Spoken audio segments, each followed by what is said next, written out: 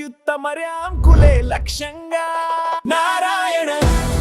Sudden గా మేము రా ఎన్టీఆర్ సేవలు నిలిపేస్తున్నామను, రా ఎన్టీఆర్ యాక్టివిటీస్ మొత్తం నిలిపేస్తున్నాం అని చెప్పేసి ఒక పోస్ట్ రాత్రి పోస్టింగ్ కాదండి, వాళ్ళ ప్రకటన, వాళ్ళ అఫీషియల్ హ్యాండిల్స్ ఉన్నాయి. వాళ్ళ ప్రకటన అఫీషియల్ హ్యాండిల్స్ లో ఒక చిన్న స్లైడ్ వేసేసి క్లోజ్ చేశారు. చాలా డిస్టర్బెన్స్ జరిగింది. మేము నిజానికి ఆయన పట్ల అభిమానంతో ఏదో చేద్దామని చెప్పి వచ్చాము. మేము ఎవరి కోసం అయితే పనిచేస్తున్నామో ఆయన వైపు నుంచి మమ్మల్ని డిజోన్ చేసుకునే ప్రోగ్రాం జరిగినప్పుడు తిరుపతి ప్రెస్ క్లబ్లో ఎన్టీఆర్ అభిమాన సంఘం అనే పేరుతో ఇంకో ప్రెస్ మీట్ నడిచింది. భరద్వాజ గారు, రా ఎన్టీఆర్ అని చెప్పేసి గత 10 రోజుల నుంచి ఒక నానుడు చూస్తున్నాం. హడావుడి నానుడి. ఆఫ్ కోర్స్ సడన్ గా మేము రా ఎన్టీఆర్ సేవలు నిలిపేస్తున్నామను, రా ఎన్టీఆర్ యాక్టివిటీస్ మొత్తం నిలిపేస్తున్నాం అని చెప్పేసి ఒక పోస్ట్ రాత్రి. పోస్టింగ్ కాదండి, వాళ్ళ ప్రకటన, వాళ్ళ అఫీషియల్ హ్యాండిల్స్ ఉన్నాయి. వాళ్ళ ప్రకటన అఫీషియల్ హ్యాండిల్స్ లో ఒక చిన్న స్లైడ్ వేసేసి క్లోజ్ చేశారు. ఈ క్షణం నుంచి మేము ఎక్కడా కనిపించము అని అంటూనే ఒక చిన్న చురకేశారు. ఎవరి గెలుపో అందరికీ తెలుసు, గెలిచిన వారికి అభినందనలు అన్న ధోరణిలో ఒక సటైరికల్ కామెంట్తో కూడినటువంటి కంక్లూడింగ్ వర్డ్ చెప్పారు వాళ్ళు. చాలా డిస్టర్బెన్స్ జరిగింది. మేము నిజానికి ఆయన పట్ల అభిమానంతో ఏదో చేద్దామని చెప్పి వచ్చాము. వచ్చిన తర్వాత మేము ఇంకేదో ప్రయోజనాలను ఆశిస్తున్నాము అనుకుని వాళ్ళు మా మీద దాడి చేశారు. మేము మా సర్వీస్ ఓరియంటెడ్గా మేము చేస్తున్నటువంటి కార్యక్రమాల నుంచి హీరోకి దగ్గరైపోయి అక్కడ ఆల్రెడీ పాతుకుపోయిన వాళ్ళని ఇబ్బంది పెడతామేమో అనుకుని వాళ్ళు హీరో గారితో వాళ్ళకున్న సాన్నిహిత్యాన్ని వాడుకుని మా మీద దాడి చేయించే ప్రయత్నం చేశారు. అదే ప్రెస్ మీట్ లో ఎక్స్ప్రెస్ చేయడానికి ట్రై చేశాడు ఆ రోజు. అదే విషయం ఇప్పుడు దీనిలో కూడా.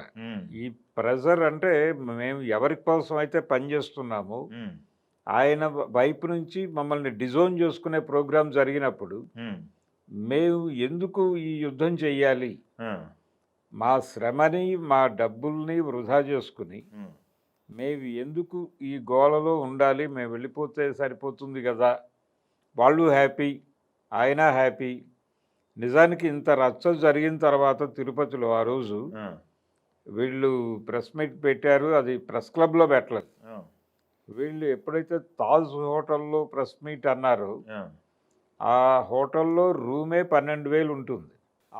ఆ హోటల్లో వీళ్ళు ప్రెస్ మీట్ అనేసరికి డెఫినెట్గా ఎన్టీఆర్ వస్తున్నాడు అనే ప్రచారం జరిగింది.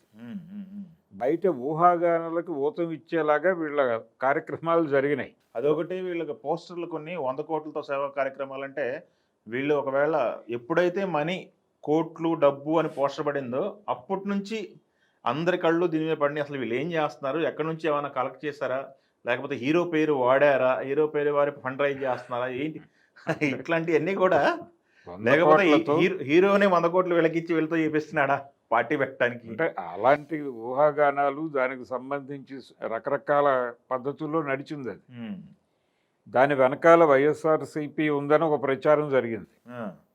దాంతో పాటు అంటే వైఎస్ఆర్సీపీతో లింకు ఎస్టాబ్లిష్ చేయటానికి ఎన్టీఆర్ మామగారి పాత్రను కూడా తీసుకొచ్చి వాడారు ఈ కథల్లో. ఓకే, ఇలా చాలా క్యారెక్టర్స్ వచ్చేసినాయి ఈ జరిగినటువంటి డిస్కషన్స్ మధ్యలోకి వచ్చినాయి. రకరకాల అభిప్రాయాలు చలామణి అయినాయి. ఆయనేమో నేను రాజకీయాల్లోకి రావడం లేదు అంటే ఈ హడావిడి నుంచి జనరేట్ అయినటువంటి ఒక అభిప్రాయం ఏంటంటే ఆయన రాజకీయ ప్రవేశము, పొలిటికల్ పార్టీ పెట్టబోతున్నాడు, దానికి సంబంధించిన అనౌన్స్మెంటు ఆ తిరుపతి తాజ్ హోటల్లో చేస్తున్నారు అనేది ముందుగా బయటకు వచ్చింది. దాంతో ఒక హడావిడి, ఆయన పొలిటికల్ పార్టీ పెట్టేస్తే ఏం జరుగుతుంది, పెట్టకపోతే ఏం జరుగుతుంది, పెడతారా పెట్టరా అని చెప్పి ఓ తీవ్రమైన చర్చలు నడిచినాయి. ఫైనల్గా వాళ్ళ ఆఫీస్ నుంచి ఒక ప్రకటన వచ్చింది. ఆ ప్రకటనలో ఎవరి సంతకము లేదు కాబట్టి ఇది ఆఫీస్ నుంచి వచ్చిందని మేము ఎలా భావిస్తాం అన్నాడు ఆయన. సాయిరూప్ అనేసి, నేను మెడ్రాస్లో ఉద్యోగం చేసుకుంటున్నాను, నేను ఐటీ ప్రొఫెషనల్ని, నేను ఆర్గనైజ్ చేసుకుని మేము కొంత పోగేసి, అది కరోనా టైం నుంచి మేము సర్వీసెస్ చేస్తున్నాం జనాలకి, ఈరోజు కొత్త కాదు, ఇప్పుడు ఊరువాడ అనే పేరుతో కొంచెం గ్రామాల్లోకి వెళ్ళి అక్కడ ప్రజలకి సర్వీస్ చేయాలని అనుకుంటున్నాము అని చెప్పాడు ఆయన. ఈ ప్రోగ్రామ్ని వీళ్ళు ఉత్తరాంధ్రలో కూడా చేశారు అంతకుముందు. చేసినప్పుడు రామ్మోహన్ నాయుడిని ఇన్వాల్వ్ చేశారు దానిలో. దాని తాలూకా ఫోటోలు కూడా ప్రదర్శించాడు ఈయన. ఓకే. అంటే మేము వైఎస్ఆర్సీపీ మనుషులు అని ప్రచారం జరుగుతోంది, అది కాదు అని చెప్పడం కోసం ఆ ఫోటోలు చూపించాడు. ఆ తర్వాత డిజైన్ ఎలా ఉండాలి అని చెప్పి జయప్రకాష్ నారాయణ గారితో మీట్ అయ్యారు వీళ్ళు. అయినప్పుడు ఆయన వీళ్ళని కోప్పడ్డాడు. ఆ విషయం కూడా చెప్పుకున్నారు వీళ్ళు. అంటే మీరు మీ హీరో పేరుతో సేవలు చేస్తున్నామని ఎక్కడి నుంచో డబ్బులు పట్టుకొచ్చి జనాలు వాళ్ళ పనులు వాళ్ళు చేసుకుంటారు. మీరు ఎక్కడి నుంచో డబ్బులు తెచ్చి మీకు అది కడతాం ఇది కడతాం అని చెప్పి ఏదో చేస్తారు, సోమవారం తయారు చేస్తారండి. ప్రజల్ని సోమరులను చేయటం కోసం ఇలాంటి కార్యక్రమాలన్నీ. దీనికంటే కూడా ఇంకెక్కడైనా ఇంకేదైనా చేయడానికి అవకాశం ఉంటుందేమో ఆలోచించండి అని ఏదో ఆయన పద్ధతిలో ఒక క్లాస్ చెప్పాడు వాళ్ళకి. అది కూడా ప్రస్తావించారు. ప్రస్తావించి మేము వైఎస్ఆర్సీపీ అయితే వీళ్ళందరినీ ఎందుకు కలుస్తాము అన్నాడు ఆయన. అది ఆ క్రమంలో అన్నీ చెప్పుకుంటూ వచ్చాడు. అంటే ఇక్కడ 2 రకాలుగా జరిగింది. వీళ్ళు మంచి పని చేస్తాం అని బయటకు వచ్చినప్పుడు ఎందుకు ఇంత రప్చర్ జరిగింది అనేది ఒక డిస్కషన్. అంటే వెళ్ళిన పద్ధతి కరెక్ట్ కదా. హీరో పేరు చెప్పి ముందుకు వచ్చినప్పుడు ఆ హీరోకి కనీసం ఇంటిమేట్ చేసి నీ పేరు మీద ఇది చేస్తున్నాం మేము అని చెప్పాల్సిన బాధ్యత వీళ్ళకి లేదంటారా? ఓకే, ఇంత రప్చర్ జరిగింది, ఓకే. ఇంకొక వైపు ఇంత రప్చర్ జరిగింది, ఓకే. అరే ఏంద్రా బాబు మీరు ఏదో చేస్తున్నారంటారండి, మీరేం చేస్తున్నారు, అది పేరు జరగొట్టకుండా జాగ్రత్త చేసుకోండి అని యువతల నుంచి ఒక వచ్చే అవకాశం ఉంటే. అంటే అభిమాన సంఘాలు ఆ రోజు వీళ్ళు ప్రెస్ మీట్ రోజే అక్కడ తిరుపతి ప్రెస్ క్లబ్లో ఎన్టీఆర్ అభిమాన సంఘం అనే పేరుతో ఇంకో ప్రెస్ మీట్ నడిచింది ప్యారలల్గా. అవునవును.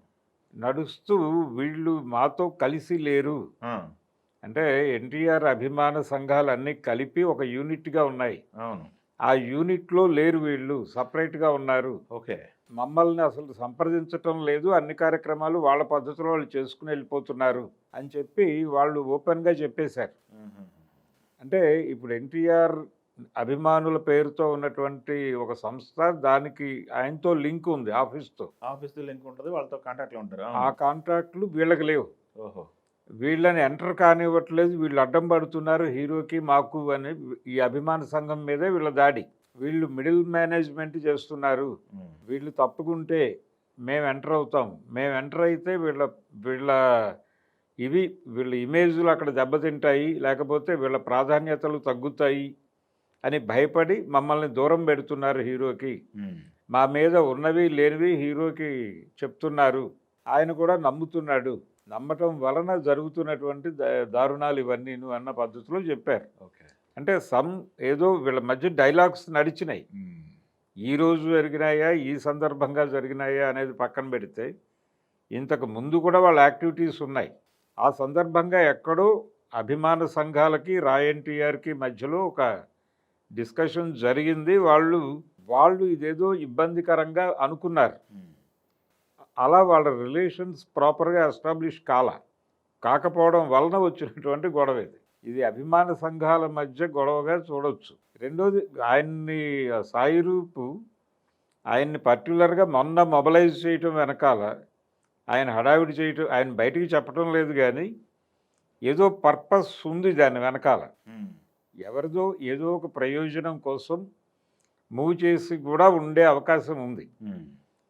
ఇది ఎప్పుడైతే వీళ్ళు ఆఫీస్ నుంచి డిజోన్ చేసుకోవటము, అభిమాన సంఘాలు సీరియస్గా అవటము, ఇది రకరకాల రూపాలు తీసుకునేటువంటి పరిస్థితులు ఉన్నాయని ఆయన అలర్ట్ అవటం ఎన్టీఆర్. ఇదంతా జరిగిన తర్వాత వద్దులే ఇప్పుడు ఈ రచ్చ చేయటం వలన అనవసరమైన తలకాయ నొప్పులు కొని తెచ్చుకున్నట్టు అవుతుంది అని ఒకవేళ నిష్క్రమించారా అనేది కూడా ఒక డౌట్ ఉంది. ఇది కేవలం అభిమాన సంఘాల మధ్య ఘర్షణ అనుకోవటానికి కూడా పూర్తి ఆస్కారం లేదు. వెనకాలన్న శక్తులు ఇబ్బంది పడ్డాయి.